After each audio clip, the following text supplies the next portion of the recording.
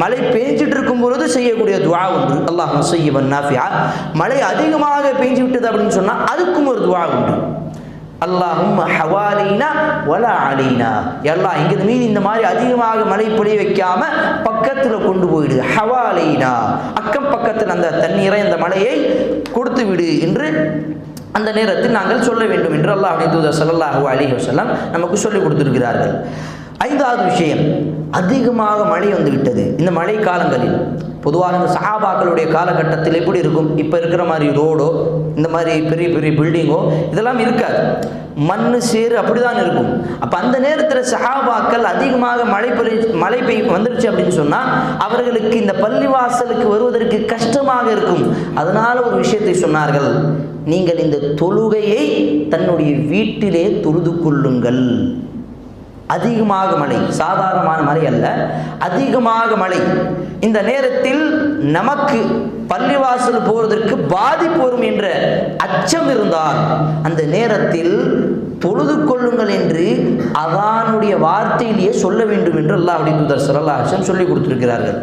பொதுவாக இந்த வார்த்தையை இந்த கொரோனா டைமில் நம்ம அதிகமாக கேட்டிருப்போம், ஸல்லூ ஃபீ புயூத்திக்கும், உங்களுடைய வீடுகளிலே நீங்கள் தொழுது கொள்ளுங்கள்.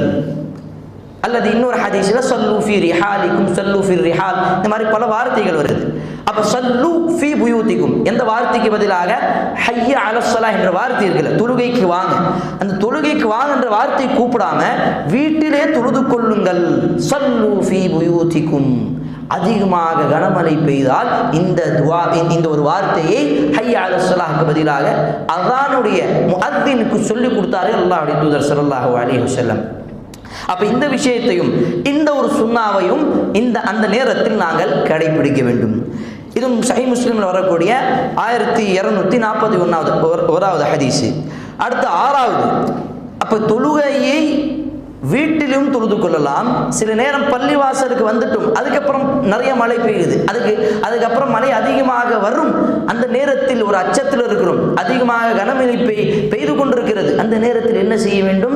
அல்லாஹ்வுடைய தூதர் ஸல்லல்லாஹு அலைஹி வஸல்லம் சொன்னார்கள், வீட்டிலே தொழுது கொள்ளுங்கள். அது ஒரு சலுகை, அது ஒரு சட்டம். ஆனால் ظஹர் அஸர் இரண்டையும் சேர்த்து விட்டு, மக்ரிப் இஷா இரண்டையும் சேர்த்து விட்டு ஜம்உ அல்லாஹ்வுடைய தூதர் ஸல்லல்லாஹு அலைஹி வஸல்லம் இந்த மழைக்காலங்களில் நமக்கு கற்றுக் கொடுத்திருக்கிறார்கள். இது மழைக்காலங்கள் மட்டுமல்ல, சாதாரணமாகவே அல்லாஹ்வுடைய தூதர் வலா ஹௌஃப வலா மத்தர வலா சஃபர், பிரயாணத்தில் இல்லாமல், எந்த விதமான ஒரு கஷ்டத்தில், எந்த விதமான ஒரு பயத்தில் இல்லாமல், எந்த விதமான மழைக்காலங்கள் இல்லாமலே அல்லாஹ்வுடைய தூதர் மதீனாவில்